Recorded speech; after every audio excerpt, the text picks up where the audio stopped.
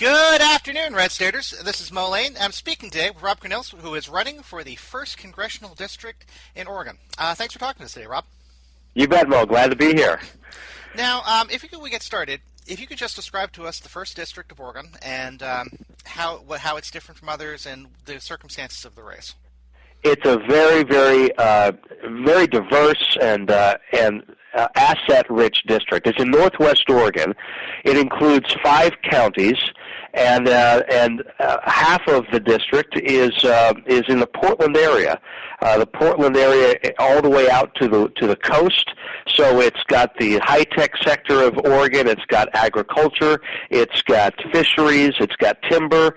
It's got the new wineries and vineyards area of Oregon. It's just a very eclectic, diverse part of our state. It's really the epicenter economically of what happens in the state of Oregon. Couldn't be happier to represent it. Now, the election itself is actually taking place in the end of January, with early voting beginning in mid-January. What's going on with the race? Why is the seat vacant, and how do you think that's going to affect the upcoming election?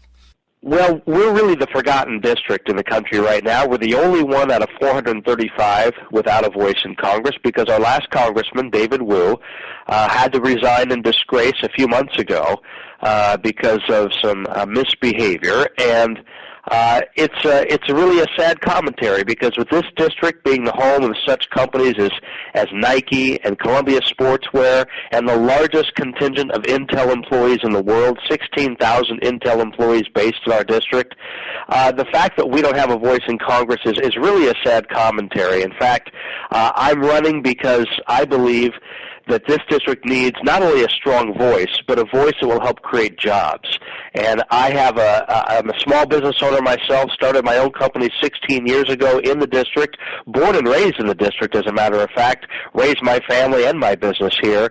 And so the voters are being given a chance to choose between someone who's actually created jobs, and I've created hundreds of jobs, assisted in the creation of hundreds of jobs around the country, employed 60 people myself, and my opponent is one who is a typical lawyer turned politician, now nominee for Congress. And that's really just what we had with David Wu, and voters are very excited because they recognize we don't have to have more of the same anymore. We can actually put someone in Congress who will truly represent this district and not just a party.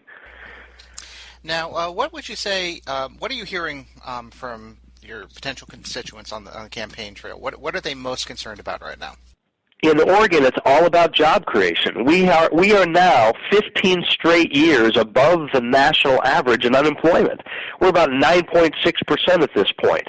And with all the rich assets we have here, not just dynamic companies and small businesses and entrepreneurs, but also just the wonderful natural resources. The fact that we're on the Pacific Rim, we have even 3 port cities in our district, and the fact that we've got vibrant universities. People are saying, you know what, we shouldn't be in this terrible economic situation that we're in today. We need more balance in our representation. And certainly in our congressional delegation, out of 7, we only have 1 Republican. And people are thinking, you know, perhaps some of the problems we're having in Oregon is that we don't have enough of that political balance. And if we can put an actual job creator in this seat who knows how to meet a payroll, who knows how to balance a budget, perhaps we'll get better results. And that's why there's so much traction right now in our campaign.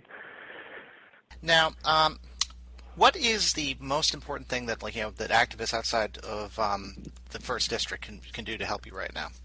Well, they need to know that this thing is winnable. This is the first special election. In fact, it's the first federal election of 2012.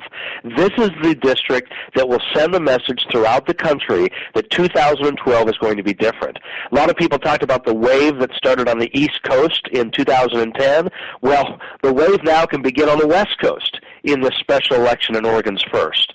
So I would encourage people to get on our website, cornillesforcongress.com, and help us through contributions. Follow this race closely. Certainly, we have a lot of information on our website about the issues that Oregon is facing and how I would be a better voice, a better champion for this district, and how I would be, in fact, the symbolic first shot for 2012 to turn things around in Washington, D.C. so that we don't have more of the same.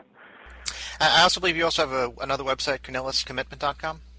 Yes, CornillesCommitment.com outlines the 4 commitments I'm making to the voters of Oregon. And I really think that Oregonians are tired, frankly, of the partisanship that they've seen for far too long, not only in our state, which has not done us any good and has not been a service to our communities, but also they're tired of the gridlock in Washington, D.C. I'm not a career politician. I'm a small business owner, and people are finding that to be very refreshing. And so this Cornilles commitment talks more specifically about what I will do if the voters will be good enough to put me in office. Okay, I've got 2 more questions for you, and then I'll let you get back to the campaign. The first is this is in point of fact not the heaviest Democratic-leaning district in Oregon or or in the country, but it is a fairly Democratic district. What's your strategy for winning it? The strategy is to recognize that the bipartisan support we're getting right now is really a precursor of what's to come in January. I, for example, have 20 mayor endorsements within the district right now. It's about 2/3 of the total number of mayors. And those mayoral endorsements are not just Republican. They're also Democrat and independent. And the more people are seeing my independence, that I am not taking marching orders from a party, but rather I'm doing what I think is best for our country and our state, the more the voters in Oregon are recognizing this is the kind of independent voice, the kind of outlook that we need moving forward. Because the party loyalty that's been existing in this district for so long, which has not produced good results for us, is something that people are very, very tired of. The fact that they can't pay their mortgages, the fact that hunger and poverty is a real issue in Oregon, the fact that unemployment continues to be above the national average, as I mentioned, for 15 straight years. This demonstrates that we've got real issues, and voters are recognizing that if we continue to think like we've always thought, we're going to continue to get what we've always got. And they're not satisfied with that, and the more they hear my message, the more they're jumping onto the Cornilles side. Okay, last question for you. You get elected in January, the end of January. You take office. What is the first thing you're going to do when you hit Washington? Well, the first thing I'm going to do is obviously introduce myself to my colleagues, and the good news is a lot of them already know me. They're following this race. They're very interested in this race. But I'm also going to be very interested to meet those people on the proverbial other side of the aisle, because I recognize that in order for us to really accomplish good things for this country, we have to get out of our corners.